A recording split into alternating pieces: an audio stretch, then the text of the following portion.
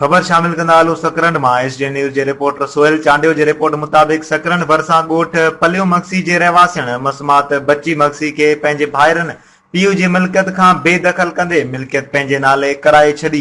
ॻोठ पलियो मक्सी में मसमात बची मक्सी पंहिंजे भाउ मोहम्मद बचल मक्सी ख़िलाफ़ दाहींदे ॿुधायो त असां ॿ भेनरूं ऐं ॿ भाइर आहिनि जंहिं माइटनि जी मिल्कियत गॾियल हुई, पर मुंहिंजे भाउ रेवेन्यू खाते वारनि सां मिली भगत करे ज़मीन जा खाता पंहिंजे नाले कराए छॾिया।